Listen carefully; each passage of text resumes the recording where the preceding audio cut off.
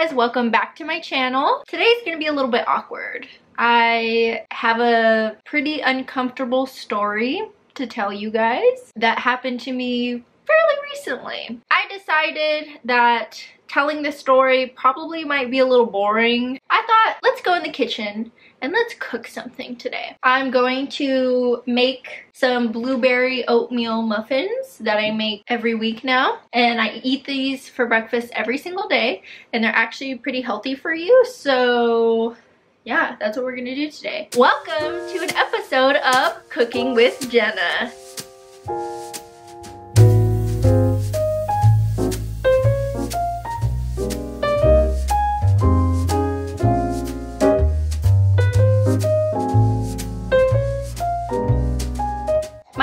She's a very, very good cook. And me, on the other hand, I'm not bad at it. I just didn't get that super like creative cooking gene that my mom has. I can follow a recipe, but I'm not the world's best cook. I'm just gonna say that right now, okay? First things first, we gotta preheat the oven. So you need 2 eggs.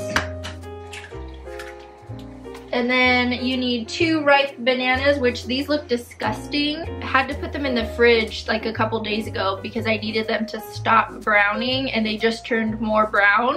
Not sure what that's about. It's kind of nasty. It's really gross. I don't know, do you guys always take the butt off? I always take the butt off because I think it's kind of like gross looking. Then take this machine and mix it.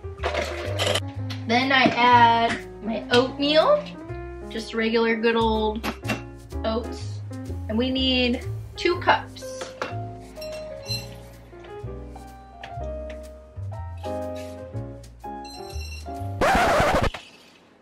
Oh shit. Got a little happy with the oats. And that's another thing about me, when I'm in the kitchen, I make such a mess. Like, I already spilled oats everywhere. It's just, I'm super messy prone. 1 cup of brown sugar. Calls for just regular brown sugar, but you know, that's really not good for you. All that sugar and molasses. So I decided to buy coconut palm sugar and we'll see how it tastes. It smells really good. I'm gonna try it. I don't know if I like it. Maybe it'll taste different when it's baked. Ugh. 1 teaspoon of baking powder. That's good enough. 1 teaspoon of vanilla.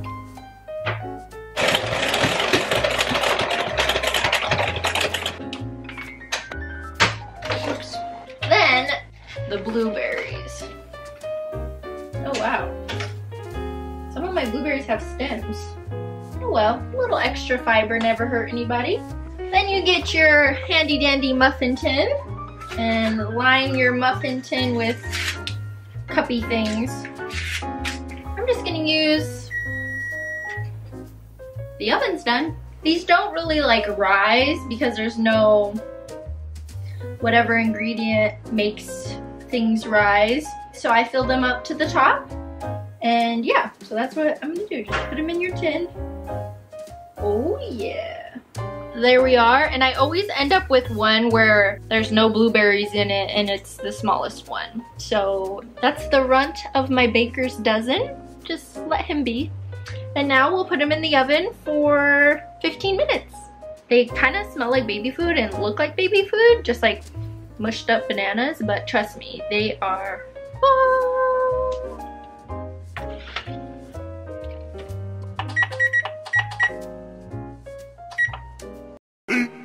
15 minutes later.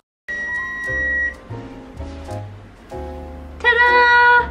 So I do know one thing about baking, that the key is when you take them out to put them on a cooling rack. Good job guys, teamwork.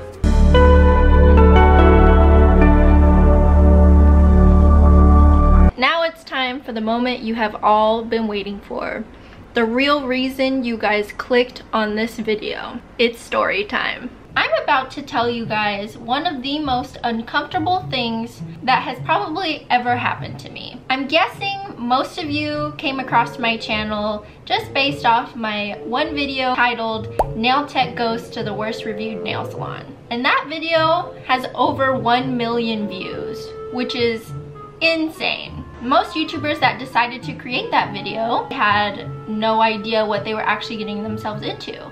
Most of them just went in thinking that was the everyday nail salon experience, and they would just come out and complain about their nails, the way that they look and all that stuff. Now, I'm a licensed nail tech and I thought nothing of it. Not a big deal. I'll go in, go undercover, and make a video about it. Never in my wildest dreams did I think it would have over 1 million views in the amount of time that it did. A lot of you guys have made comments saying that I should go to a 1-star nail salon again and correct them. But I had an even more interesting idea on top of that. I thought, what if I go back to the exact same nail salon, but this time come prepared, because now that I've been there, I've seen the way they do things, so I already know what to expect, right? So I'm thinking I'll bring my own tools, and if they even so think twice to use dirty tools on me, I will happily bust out my new tools and just ask them to use my own. So that was my idea. Boy, was I in for a big surprise. It was so bizarre. The night before, I literally woke up and I told Steven, my boyfriend, I said, babe, I had a dream that they knew who I was and I was getting cold feet, that I shouldn't be doing this video. And he was like, nah, babe, they're not gonna know who you are. Like, it's okay. I should have listened to my gut feeling. That's all I can say. When I do these nail salon videos, I usually go with somebody, so that way the distraction isn't super on me. What I do is I don't bring a camera, and that's another thing where a lot of YouTubers were going wrong with these nail salon videos, is they were bringing their full-on like YouTube equipment and putting it on the salon table and just saying like, oh yeah, I'm a vlogger and I just like vlog my daily life. So what I do is I just film on my phone and I put earbuds in my phone and I hold my phone like this while I'm filming to make it look like I'm playing a video game or watching a video. Everybody, when they're in the nail salon, they're on their phone. So it really isn't that suspicious in my opinion. Now, when I walked into this salon, I'm getting nervous just talking about this. Like my heart is racing so much just thinking about it. I'm walking into the salon, pretending like I'm watching a video or whatever, but I'm low-key filming. And this salon is packed. I've always known that this salon is fairly busy. Why? I have no idea. But it's packed. Like, it's literally the middle of the day. It's like freaking, I don't even know. It's the middle of the week. It's not even a weekend. Like, it's so bizarre, but it's literally so packed. And there's the receptionist, which if I recall in my first video, I did compliment how kind she was. She's very attentive to her clients that walk in that door. So I walked in, obviously there's gonna be a wait. She looks at me and she says, can I help you? And I'm like, yeah, do you have an opening today or whatever?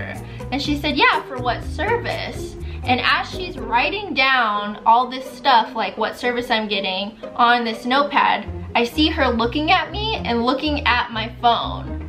And I was like, oh my God, like I immediately had a bad feeling, right? And then she asked, what's your name? Now, I intended to have a fake name. That was my plan. I'm really hoping and praying they don't recognize me there. That video did get over 1 million views, so I'm like, yeah, my name's not Jenna today. We're gonna go with Rebecca. Why I didn't fall through with that is beyond me. Like, stupid Jenna. But I said, my name is Jenna. Then comes my turn to get serviced. As I'm sitting down and getting my feet in the water, she says, are you comfortable?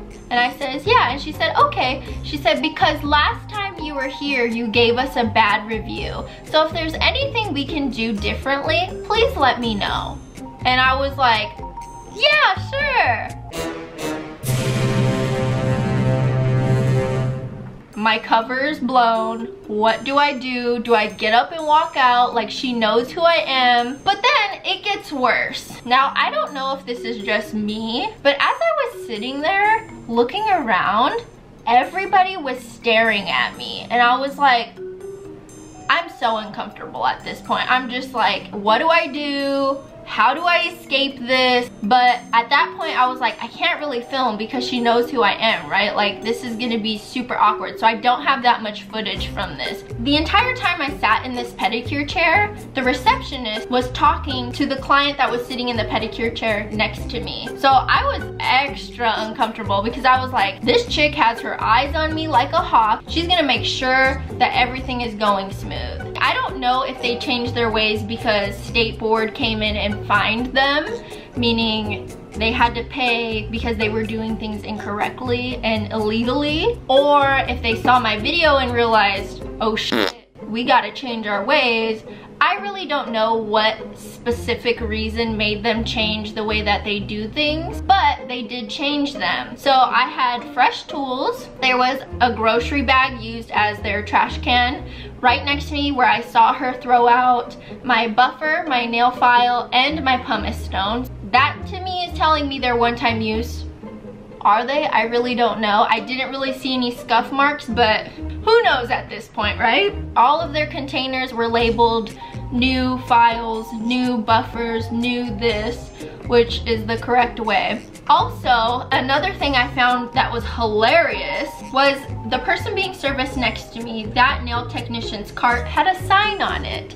And that sign said, "This area has been disinfected according to State Board of Cosmetology guidelines." Those were not there before when I first went there. Again, I don't know what made them change their ways, but I am happy that they are changing their ways. The pedicure chairs were the exact same stains, the exact same human juices.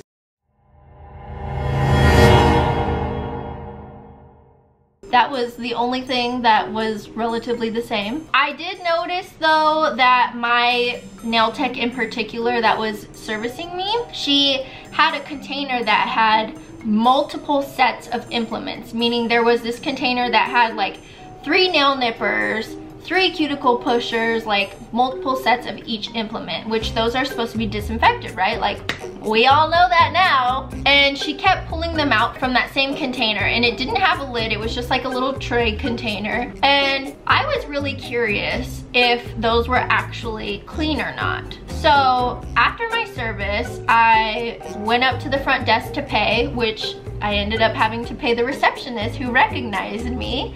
Hello, you're probably watching this again, aren't you? Hi! And she asked me how my service was, and I told her like it was fine, but that I had a question. So I asked her a question about those implements, and she tried to reassure me that those were all disinfected and that they would all be disinfected after she serviced just me alone because of the fact that she was putting the ones that she used on me back in that container. It was really funny because I feel like she really tried to question my knowledge. She tried to tell me that you really wouldn't understand unless you were doing it. And I said, but I do understand. And she's like, oh, I know. And I was like, duh. So I just decided, you know what, this is as uncomfortable as it's gonna get. I'm just gonna leave, like, I'm over this, and I'll never come back again because boy did I learn my lesson. This is what I was left with. My middle toes were cut crooked, and the polish job is not the best. I really didn't have the heart to tell her because my nail technician was very nice. There was a language barrier, which was not an issue for me at all. But I was just so uncomfortable sitting there because I had a lot of people staring at me, and I feel like the receptionist was watching me like a hawk that I just wanted to get up and get out of there. So I'm gonna live with it. It's not a big deal. It is what it is, right? Right. I didn't even want to make a video about it, like this whole story time thing, because I can't even step foot near that place because I'm just like so embarrassed. I thought it was gonna be such a great idea, and it was an awful idea. I don't know what I was thinking, like, But before I close out, I gotta give a shout out. So this video's shout out goes to CL. Thank you so much for watching my videos. You already know I love you and I'm so grateful for you. If you want to be the next shout out on my next video, just make sure you're subscribed and also leave a nice comment. I hope you guys liked this story time. If you did, give it a thumbs up. But that's all I have. I'll see you guys on the next video. Bye.